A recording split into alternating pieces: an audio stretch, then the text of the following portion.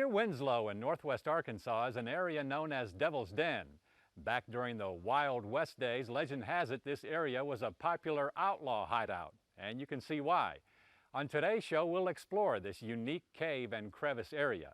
Then we'll take you on a steam locomotive trip from Conway to Russellville and relive the Iron Horse days. We'll conclude with a 21st century treasure hunt known as geocaching, and we'll explain what that's all about. But for now, let's explore Devil's Den State Park.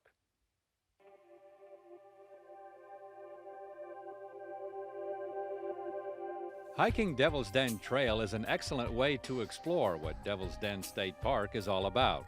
This trail is one of 7 hiking trails in the park and is a designated part of the National Trail System. Allow yourself 1.5 to 2 hours to complete the 1.5-mile hike.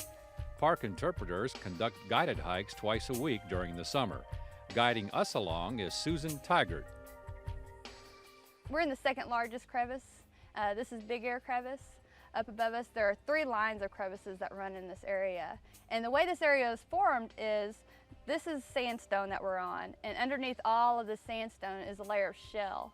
And shell is the black rock you typically find in the creek beds that's real flaky. And when shell rock gets wet, it becomes very slippery. Well, what's unusual about this part of the Ozarks is that the sandstone here is at a tilt. It's tilted at about 15 to 17 degrees. And it allows enough tilt that whenever water seeps down through the sandstone and it eventually hits that layer of shell, it causes that sandstone to fracture apart. And that happened thousands of years ago, and when it did so, it caused that sandstone to slide down into the valley. And in doing so, it caused the lines of crevices to be formed, and in places where the sandstone slid over the tops of the crevices, it formed crevice caves. So we have a lot of caves up here as well. If you're claustrophobic, crevices are the place to go and explore, and otherwise the caves are a lot of fun too.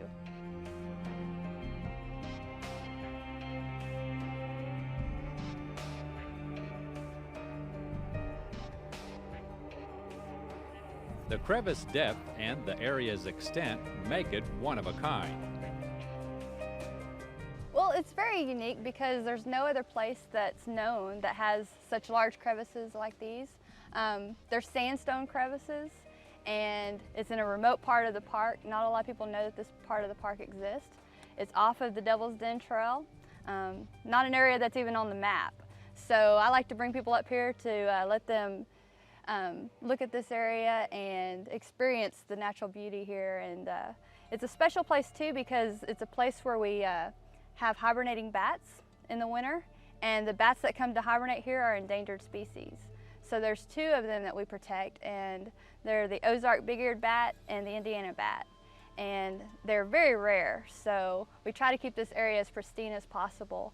And in doing so, we even installed an alarm system that runs from a cable that goes down into the cave just beneath me. And along that cable are sensors, and the sensors are triggered by light. So when you enter a dark cave, you're gonna have your flashlight with you, and whenever the sensors are triggered by your light source, it causes our radios to go and let us know that someone's come into the cave. But usually we don't have any problem with people trying to enter these caves. They stay out because there's a sign at the entrance that tells you that if you disturb a hibernating bat, it could cause it to use up its fat storage, and then it would pass away, and that's not good for an endangered species. So that usually will keep people out. And if it doesn't, there's a little part at the very bottom of the sign that says, by the way, there's a $50,000 fine if you do decide to go into the cave. So that'll pretty much keep them out. Even since we put the sign up, there have been higher fines instilled for endangered bat and harming an endangered species. So the fines are now $100,000. So this is one of the reasons why we keep this area kind of in the remote parts of the park.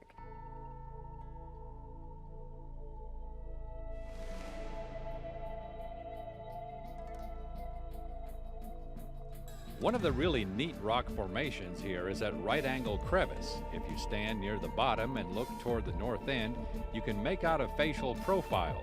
Some say the Devil's Face. Devil's Den history is chock full of legends.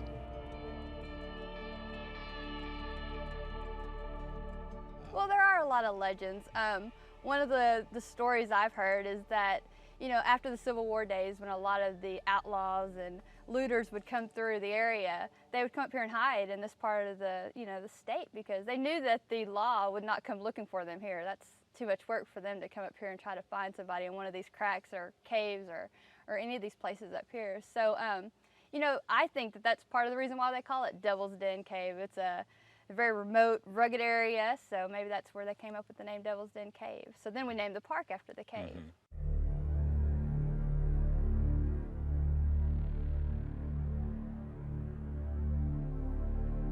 Of course, one of the highlights here is Devil's Den Cave itself, and if you plan on exploring it, make sure you have at least 2 sources of reliable lights, sturdy shoes, no flip-flops, right? Right. Let's go check it out.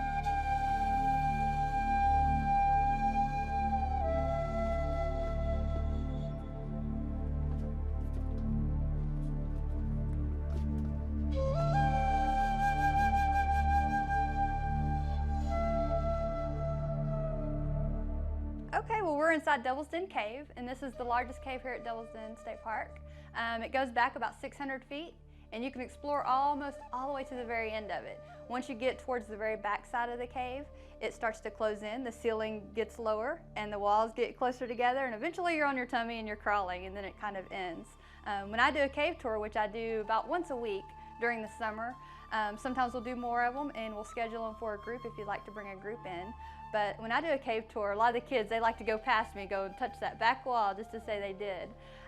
You can get about 200 feet inside the cave before you have to do any climbing. It's a completely wild cave, as you can see. There's no stairs or no rails to hold on to or anything. Loose rock or on the ground. But about at 200 feet or so is where the rocks are kind of caved in onto the floor, and you just climb over and through them, and then you go a little bit further, and then there's another section like that where there's a bunch of rocks you have to crawl through. And then once you reach probably the latter part of the cave is going to have a little bit of climbing that you're going to have to do as well, but you won't need any ropes or any type of equipment. It's a one-way in and one-way out cave. Sometimes inside the cave you'll see bats. During this time of year, in the early summer, a lot of the bats are out in the park and out in the trees having their pups, so they're not in the caves so much. If you come here during the late fall or the winter, you'll see a lot of eastern pipistrelles clung to the sides of the walls. The bats are about 2 inches or so, full grown, and they'll be clung all throughout the cave, and you'll be able to see lots of them, several hundred even. During this time of year, you'll probably see some cave salamanders, usually towards the entrance of the cave. You'll see some. Last week I saw a couple towards the back side of the cave, so you just never know what you're going to see and when you're going to see it. There's also cave spiders and cave crickets that you might see. Other than that, not a lot of wildlife come in here.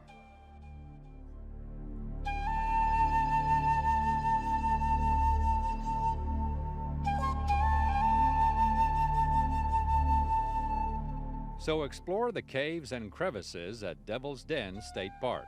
But remember, don't venture alone.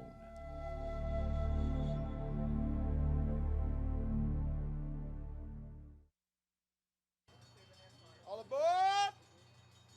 Aboard!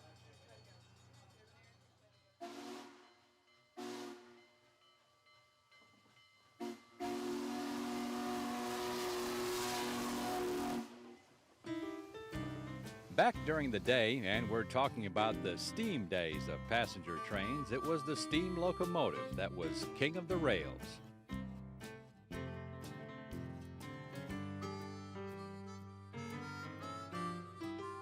These hissing, puffing, steaming monsters acted as the main powerhouse in transporting passengers cross-country, pulling such widely known trains as the Overland Limited, Los Angeles Limited, Portland Rose, Penn Central, and the Challenger, not to mention the Wabash Cannonball. Betty, I understand you rode a legend train way back when. Yeah, I guess I did. I didn't know it at the time, but it turns out that way now. There was a Wabash. I rode from Malvern, Iowa to Omaha, Nebraska. Mm-hmm. On dirty, that's the main thing I remember. It was, Because of the coal burner. yeah, coal fire. Yeah, coal fire and engine, and the soot just you know, came back, it wasn't sealed, the windows weren't sealed tight like they are now. And you just were a dirty mess, that's all. Dirty, sooty mess.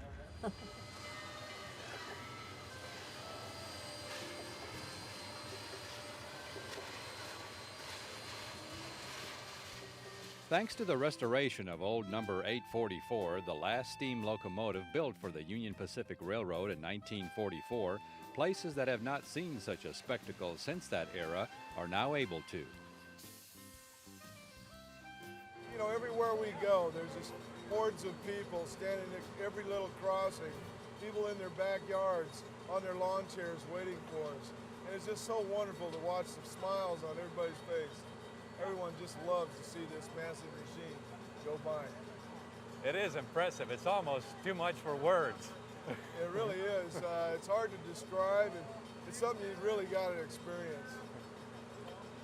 So if you ever get a chance while we're on display to come see us, please come out. It's just an awesome thing.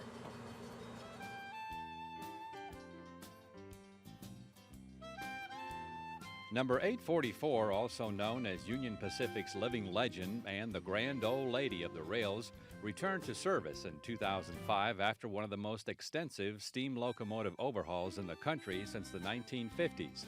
It now serves as an ambassador of goodwill, traveling thousands of miles across the countryside, celebrating railroad history and heritage.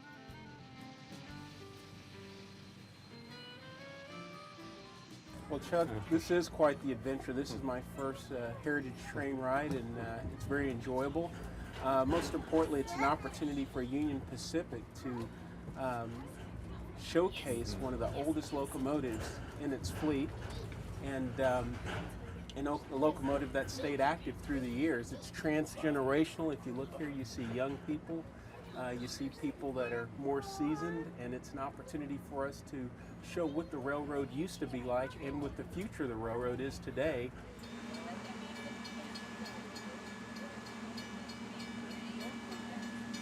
There's a lot of people, I guess, that wish that had your job. Yes, you know, I have to pinch myself every day because this is kind of like every little boy's dream and come true. And fortunately, I'm living it. I happen to be the little boy where the dream came true.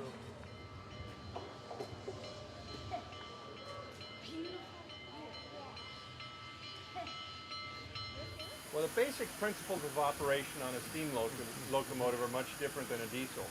A diesel locomotive, generally speaking, the locomotive engineer doesn't really need a knowledge of the diesel engine, the traction motors, the generator, the traction computer. He doesn't really need to have an understanding of how it works. He gets in and inserts the reverser lever, complies with all the necessary rules, comes out on the throttle, releases the brake, and off you go. On a steam locomotive, it's much different. It's a much different era. Everything on the locomotive is operated manually. Most of it by the seat of your pants, kind of by a sight and by feel, by the visual appearance of the color of the smoke, the sound of the atomizer in the firebox. From the engineer's standpoint, the feel of the throttle in your hand, the sensation of the brakes, and the sensation of movement when the engine begins to move. So it's definitely a different place that you need to put yourself. It's kind of like driving any old machinery, be it a tractor, and even an older car, a Model A, Ford, you know, it's all equipment from a different period. So to operate the locomotive from either position requires a certain understanding that only comes with an apprenticeship that you can only get by being around this equipment, either on this crew or other crews, tourist railroads, for example. So as I said before, it's just a real honor. I mean, this is where a steam guy would want to be. This is the pinnacle as far as I'm concerned. We get to go on many, many route miles and traverse 22,000 route miles of the Union Pacific Railroad, representing everyone and, you know, spreading goodwill and showing off such a neat piece of history, most of which these young children, people even in my generation, have never seen anything like this. They're used to the big yellow diesels come screaming through their town, and they don't really pay them much attention. But this locomotive, on the other hand, when it comes to town, it's really unmistakable. It's hard to miss. See him? Go let me kiss.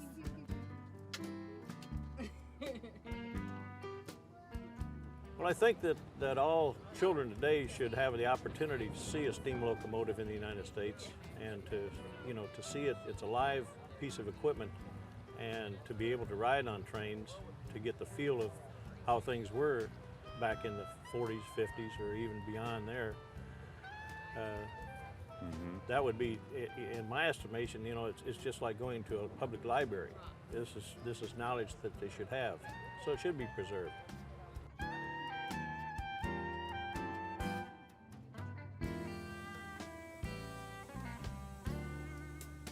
Your first train trip? Yes, sir. Well, what do you think? I like it. It's really smooth and fun. Smooth and fun. There you go. It's not bouncy.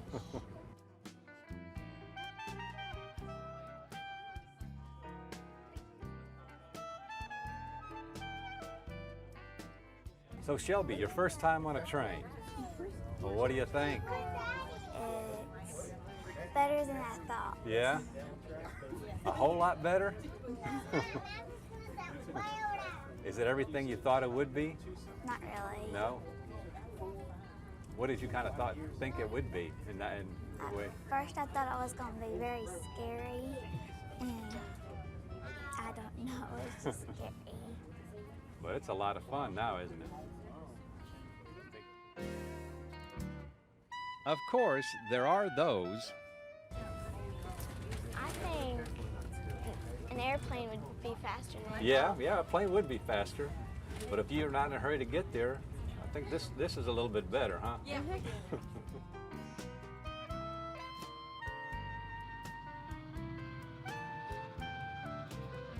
The Iron Horse, alive and well and still steaming across America.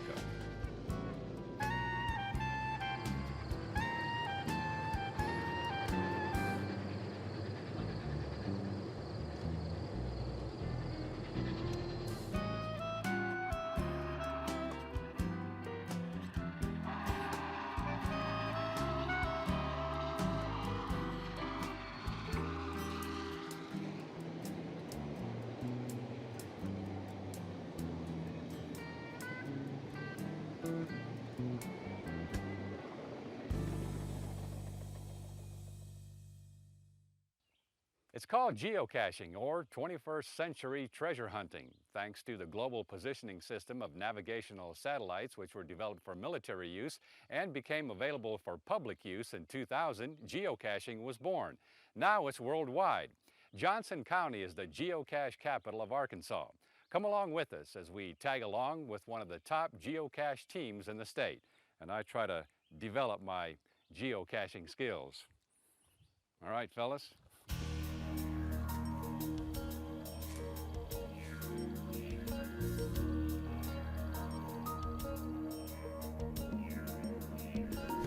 Johnson County has some 300 caches, the most of any county. Chuck, we're here today at north of Clarksville hunting a cache. The cache container we're looking for is a small. Do you always know the size of the container when you go on one of these? Most of the time on the web page, it'll tell you whether it's a small, a micro, or a large container. So it'll give you some idea what you're looking for. Sometimes it's not listed and it's a mystery container, and you don't have any idea what it is until you find it. But this shows the cache location to be about 100 foot from where we're at right now. So we'll make our way over there and see if we can locate it. All right. Maybe it'll be a pot of gold. Yeah.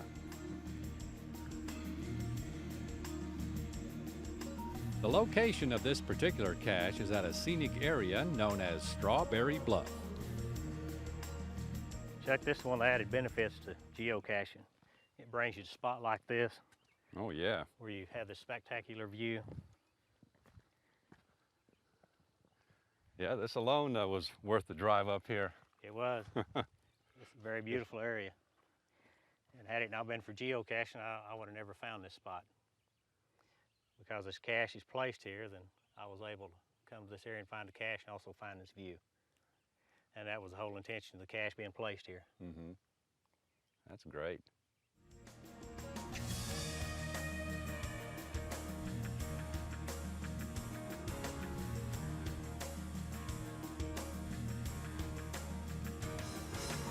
Coordinates to caches are posted on the website geocaching.com. GPS users can find the cache according to those coordinates. When you're searching for this, what exactly are you looking for? A pile of sticks, something out of the ordinary, or what? Some of the telltale. Something that's out of the ordinary or out of place. Sometimes two parallel sticks in the woods will give it away. Caches are hidden in different ways. Some of them are very obvious. Some of them are pretty well hidden where you have to move something, you know, to uncover part of it. My arrow's pointing over here. Let's wander up in there and see if we can find it.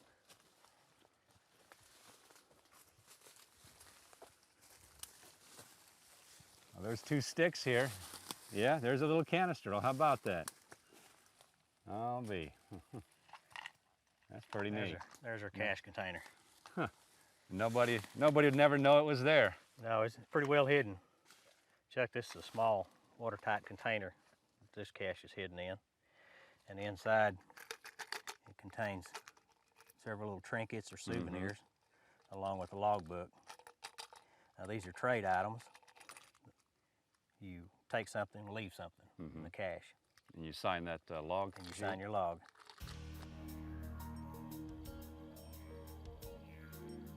Geocachers get hooked on this modern-day treasure hunt, usually through someone else. Well, my nephew was telling me about it at Christmas one year. And he came by a few days later, stopped, and we went together and hunted some caches. He loaned me a GPS for about a week and a half. Kind of got me hooked on it, and then wouldn't loan it to me anymore. And I'd go purchase one so I could continue. That was about a year and a half ago, and I enjoy it still to this day. It brings you to places like this that I would have never seen otherwise.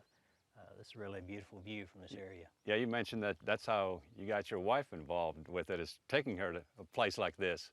I brought her up here, and she enjoyed the view so much, and I told her this is just an example of some of the cache placements and the things that you see when you geocache. And she's been going pretty regular ever since.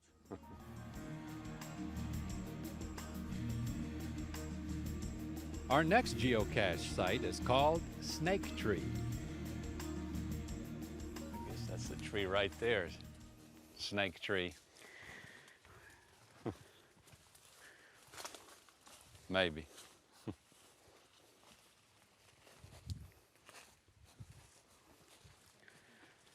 Look what we found. Yeah. That's not too well hidden there.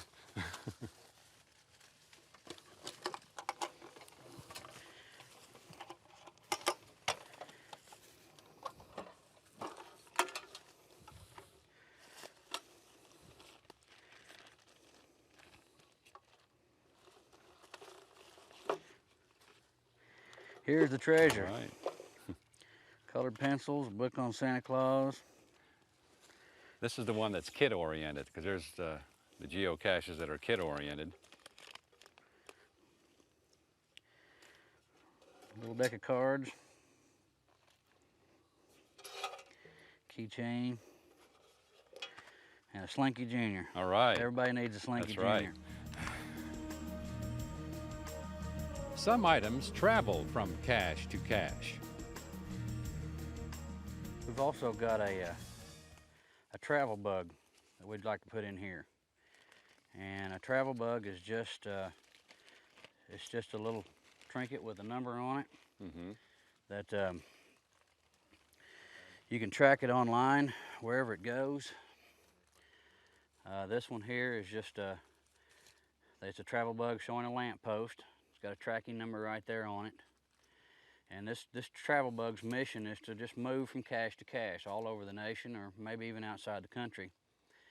And you can go online and watch it wherever it goes. If you put it in a cache and someone picks it up, well, they'll log it online where they found it and where they're going to put it. And it'll start accumulating mileage, and kind of makes it a little adventure on its own. and you can follow it along, see where it goes. Might even end up in Japan.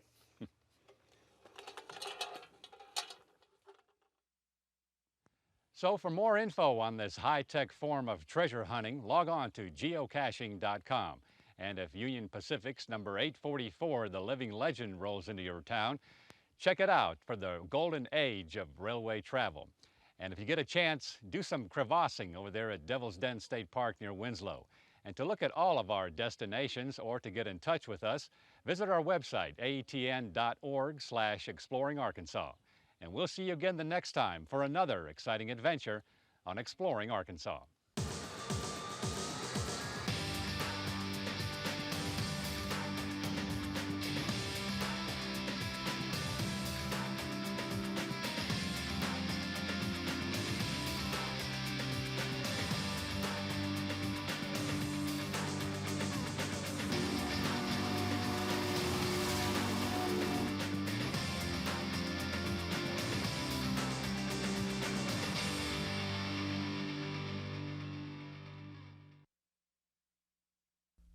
Funding for Exploring Arkansas is provided by Stevens, Inc., a full-service investment banking firm.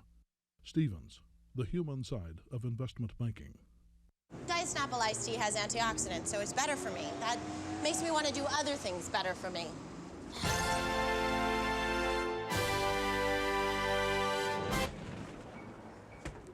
Diet Snapple, a baby step to a better you. Cycle and Marine Supercenter in Pine Bluff, serving the people of Arkansas for more than 35 years. A Yamaha 5-star certified dealer, Cycle and Marine offers a wide selection of motorcycles, ATVs, and boats. Visit the website at cyclemarine.com.